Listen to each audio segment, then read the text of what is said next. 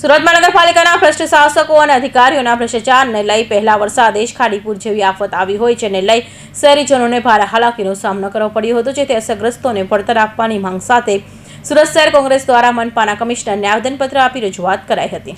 સુરત શહેર કોંગ્રેસ સમિતિ દ્વારા સુરત મહાનગરપાલિકા ખાતે મોટી સંખ્યામાં પ્રમુખ વિપુલ ઉદનાવાલાની આગેવાનીમાં પહોંચી વિરોધ કરાયો હતો અને જણાવ્યું હતું કે સુરત મહાનગરપાલિકાના ભ્રષ્ટ શાસકો અને અધિકારીઓ દ્વારા કરવામાં આવેલા ભ્રષ્ટાચારને કારણે પહેલા વરસાદના પાણીથી સુરત શહેરના ખાડી માનવસર્જિત ખાડીપુરને કારણે અસરગ્રસ્ત વિસ્તારમાં પાણી ભરાયા હતા, જેને લઈ લોકોને ભારે ભોગવવી પડી હતી, જેથી લોકોને થયેલી નુકસાનીના વળતરની માંગણી માટે જન આંદોલન શરૂ અસરગ્રસ્ત વિસ્તારના લોકોને સાથે રાખી સુરત મહાનગરપાલિકાના કમિશનરને આવેદનપત્ર અપાયો હતો। આવેદનપત્ર આપવાના કાર્યક્રમમાં સુરત શહેર કોંગ્રેસ પ્રમુખ વિપુલ ઉદનાવાલા સહિત કોંગ્રેસના પૂર્વ કોર્પોરેટર, તમામ વોર્ડના પ્રમુખો, ફ્રન્ટલ અને તમામ સેલના આગેવાનો અને કાર્યકરો મોટી સંખ્યામાં હાજર રહ્યા હતા અને વિરોધ કર્યો હતો।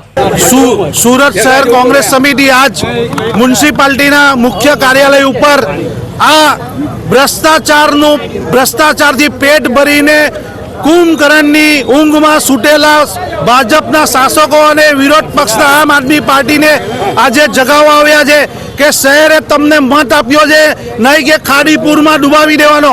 આજે તમે જુઓ છો ગરીબ અને મધ્યમ વર્ગના ઘર હજારોની સંખ્યામાં ખાડીપુરમાં ડૂબી ગયા છે।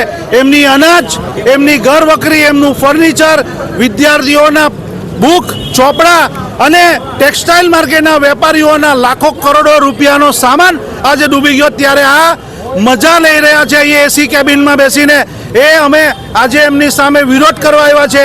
અગર એવો વળતર નહીં આપે તો અમે આ લોકો સાથે મળી અને અસહકારનું આંદોલન આપશું।